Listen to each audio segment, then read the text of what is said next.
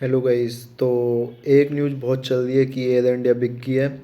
तो air India private company पे गई है, ठीक है। और सबसे बड़ी बात है, उसी कंपनी पे गई है, ठीक है। तो आज हम इसे डिस्कस कर लेते हैं कि एयर इंडिया का क्या सीन है, कैसे बिकी है एयर इंडिया, ठीक है।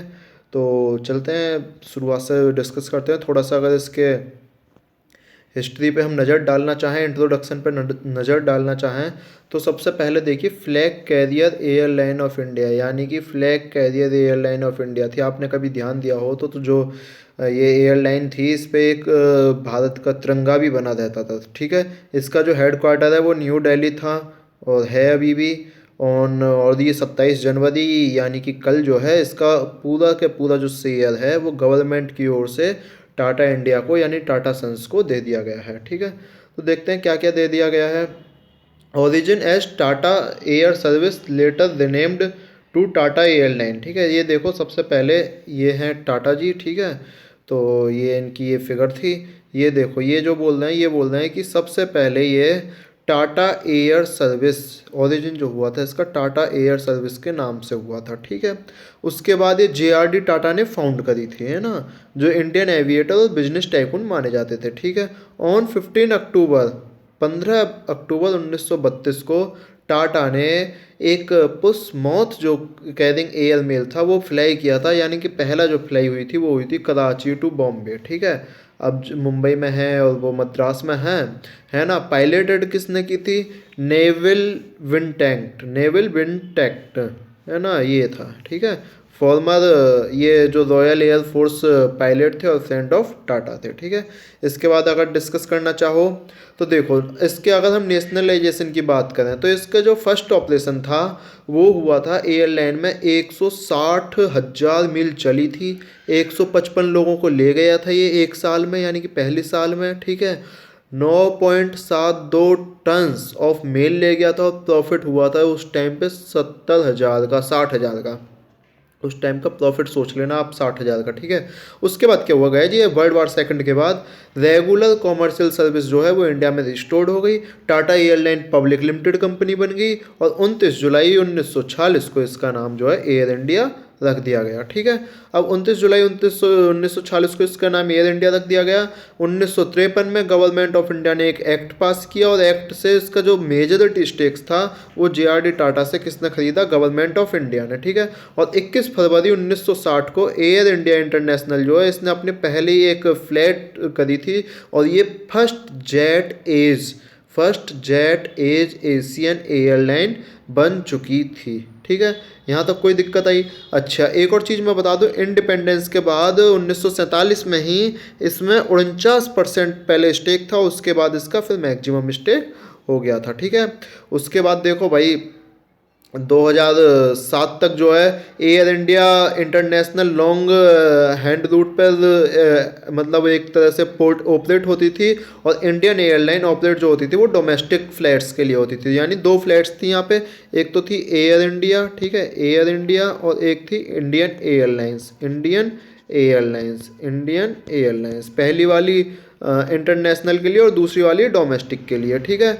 यहाँ तक समझ में आया। फिर 2007 में इन दोनों को मर्ज कर दिया गया, यानी 2007 में एयर इंडिया और इंडियन एयरलाइंस एक साथ हो गई।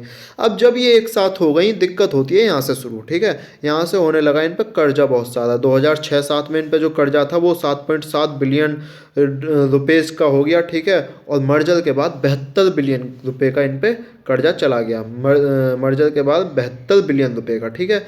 तो ये दिक्कत आ रही थी। फिर अगर उसके बाद देखो तो रिपोर्ट ने में भी बोला था, कैग ने रिपोर्ट में बोला था कि भाई ये जो आपने मर्जर किया है गलत टाइम पे किया है। और दूसरा, आपने उस टाइम इन्होंने कुछ 111 के आसपास टाइम मर्जर जो है वो इंडियन एयरलाइंस में एयरक्राफ्ट खरीदे थे, वो भी इन्होंने बोला, कैग ने बोला गलत किया है, ठीक है। लेकिन इसके बाद कर्ज की स्थिति और बिगड़ती गई। बोलते हैं ना, कंगाली में आटा गीला, पड़ोसी ने भी हाथ साफ कर दिया। US ने मई 2012 में 80,000 का फाइन लगा दिया, $80,000 का। फ़ाइन इसलिए लगाया कि भाई आप जो कस्टमर की सर्विस के अकॉर्डिंग है, जैसा आपने बोला ऐसी आप सर्विस नहीं दे रहे, ठीक है। फिर ये इंडिया लिमिटेड जो है इसने बोला कि चलो अपने इंजीनियरिंग और कार्गो बिजनेस जो है इसने 2 सेपरेट सब्सिडीज में जोड़ दी है, ठीक है। और उसके बाद जब ये सब्सिडीज में जोड़ दी तो एक बना air India transport service limited भी बन गया है ना। अभी से बाद में देखेंगे क्यों डिस्कस कर रहे हैं। अच्छा जी, इसके बाद इन्होंने बोला ये जो एयर इंडिया ये 27th member of star Allianz हो गया। 27th member of star alliance, 27th member of star alliance हो गया, ठीक है। अब इसके बाद यहाँ तक हो गया तो बहुत अच्छी बात है, लेकिन दोबारा फिर वही दिक्कत शुरू होने लगी। इसके बाद भाई एक एसबीआई ने भी इसको कमेटी रीऑर्गेनाइज की गई। एसबीआई को जिम्मा दिया गया कि इसे कैसे निकालो कर्ज से, ठीक है। एसबीआई ने पूरी पूरी कोशिश करी। उससे पहले फिर मार्च 2018 में यानी कि 2017 में गवर्नमेंट बोली ठीक है हम इसे अब बेचेंगे, प्राइवेटाइज करेंगे, है ना।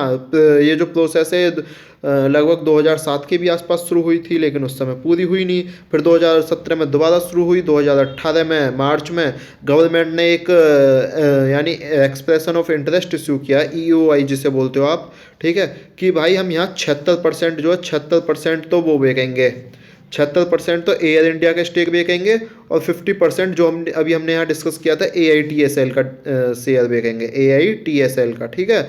तो भाई कोई नहीं आया, बोला और 33,000 करोड़ का उस टाइम लोन था, बोला कि 33,000 करोड़ का लोन जो है वो आपके पास रहना रहेगा, जो खरीदेगा। कोई नहीं आया, कौन पागल है 33,000 करोड़ का लोन खरीदेगा, ठीक है। उसके बाद फिर उन्होंने भाई दोबारा उनके अंदर जोश चढ़ा कि नहीं हम तो बेचेंगे सर, ठीक है, हमारी संपत्तियाँ बेचनी। 28 जून 2017 को फिर बेचनी चाहिए उन्होंने। इस बार बोल दिया भाई 100% शेयर है जो इंडिया का वो हम बेच देंगे 100%, ठीक है। एयरलाइंस में 50% AISTL में रहेगा। अच्छा, एक फ़ायदा हो गया था यहाँ पे, जो इन्होंने 30,000 करोड़ लोन है वो चुका दिया था, ठीक है। यानी कि लोन कितना रह गया अब 3,392 करोड़ के लगभग, ठीक है। तो अब यहाँ पे उस लोन का फायदा देखते हुए फिर आए टाटा सन्स, ठीक है।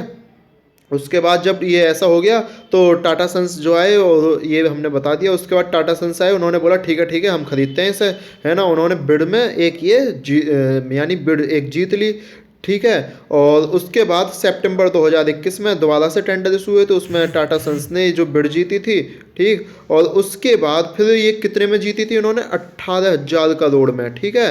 यानी कि अब ये किसके पास चलेगी, टेलेस प्राइवेट लिमिटेड के पास।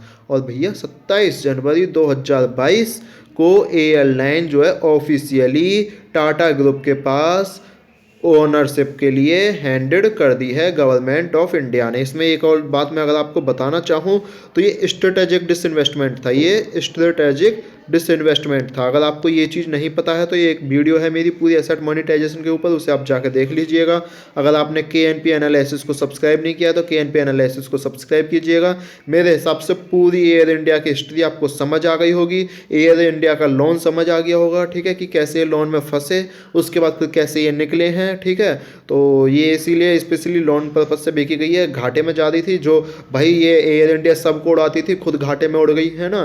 तो ये चीज़ें अगर आप KNP एनालिसिस को सब्सक्राइब करते जाइएगा, ऐसी आपकी नई नई वीडियो आपको देखने को मिलती रहेंगी। तो बहुत बहुत धन्यवाद। See you soon in next video.